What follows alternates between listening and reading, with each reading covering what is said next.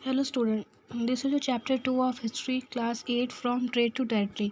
हम इस चैप्टर में देखेंगे कि जो कैसे ब्रिटिशर्स थे वो कैसे इंडिया में आए थे।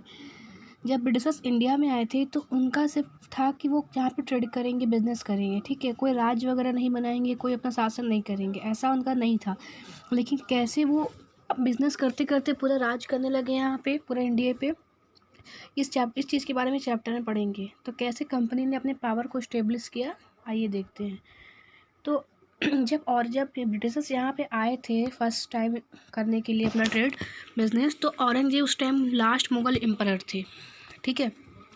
और इन्होंने बहुत अधिक जगहों पे अपना कंट्रोल किया था, ठीक है। मतलब पूरे इंडिया के आधे भाग से अधिक भाग पे इनका कंट्रोल था।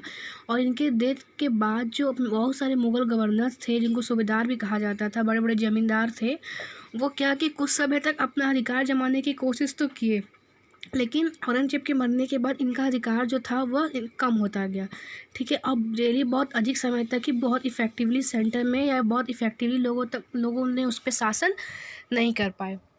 By the second half of the 18th century के सेकेंड हाफ में भी a new power emerging on the political horizon, the British, ठीक है। Second half 18th century second half में ही जो ब्रिटिशर्स थे वो यहाँ पे अपना काफ़ी पावर जमा चुके थे इंडिया में। Did you know that the British originally came as a small trading company. सबसे पहले जब ब्रिटिशर्स यहाँ पे आए थे तो उनकी बहुत छोटी सी ट्रेडिंग कंपनी थी, वो बिजनेस करते थे, ठीक है। तो फिर ऐसा कैसे हुआ कि वो पूरी टेरिटरी पे अधिकार करने लगे, आइए देखते हैं। How then did they come to be masters of a vast empire. तो कैसे वो इतने बड़े एम्पायर के मास्टर बन गए, इस चैप्टर में इस चीज़ के बारे में पढ़ेंगे। आगे देखिए, east India company comes east. देखिए, वो जो इन 1600 में ईस्ट इंडिया कंपनी की तरफ से एक चार्टर निकाला था, जो इंग्लैंड की रूलर मतलब रानी थी क्वीन एलिजाबेथ फर्स्ट, उन्होंने निकाला था कि सिर्फ यूरोप का मतलब ये जो सिर्फ यहाँ पे सिर्फ ईस्ट इंडिया कंपनी ही होगी जो यहाँ पे जाके ये जो है ना यहाँ पे बिजनेस कर सकेंगी, ठीक है। बाकी कोई और कंपनी वहाँ का इंग्लैंड का नहीं कर पाएगा। This mean that no other trading groups in England की कोई भी और कंपनी यहाँ पे बिजनेस नहीं कर पाएंगी। With this charter the company could renew across the ocean looking for new land from which it could by a good at a cheaper price. और यहाँ पे सिर्फ ये लोग ही आके सामान को सस्ते दाम में ख़रीदते थे और उसके बाद उसको यूरोप लेके जाते थे और उसको हायर प्राइस पे बेच देते थे। The company did not have to fair competition. और कंपनी चूँकि इंग्लैंड की सिर्फ एक ही कंपनी थी जो यहाँ पे सामान खरीदती थी, वहाँ जाके बेचती थी, तो कोई इनका कंपटीशन नहीं था, तो ये बहुत आराम से अपना ट्रेडिंग करते थे।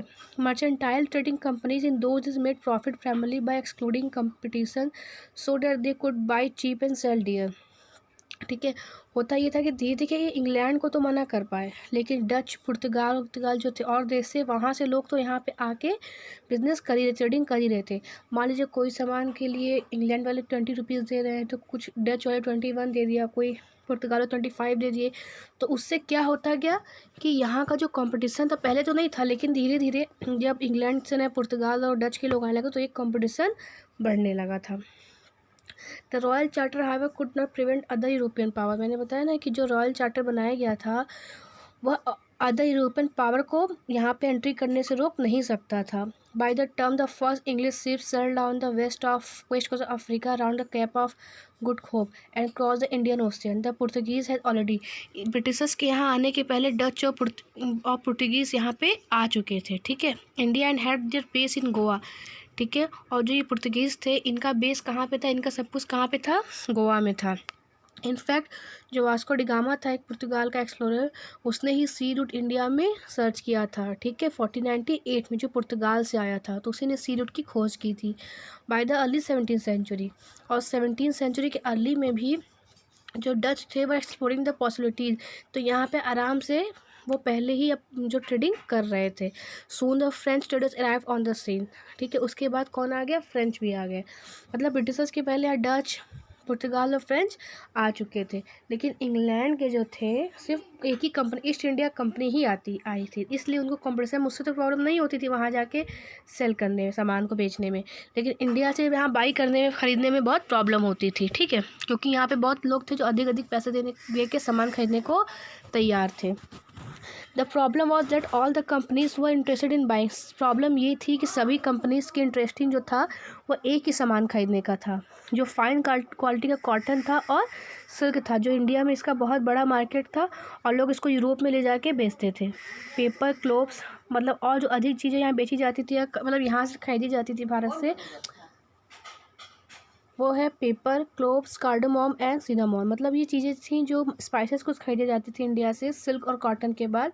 वो है पेपर, मतलब काली मिर्च, क्लोव्स, कार्डामोम और cinnamon too were in the great demand. इसका ये बहुत डिमांड था यहाँ पे।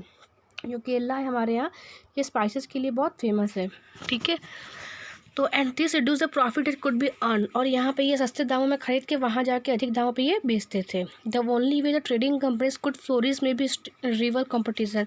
The urge to secure market therefore led to fierce battles. और इस कंपटीशन की वजह से अपने देश में जाके तो ईजिली बेच सकते थे, लेकिन आपस में यहाँ पे इंडिया में इनके बीच बैटल होने लगा, मतलब युद्ध छिड़ गया था इन कंपनियों के बीच में।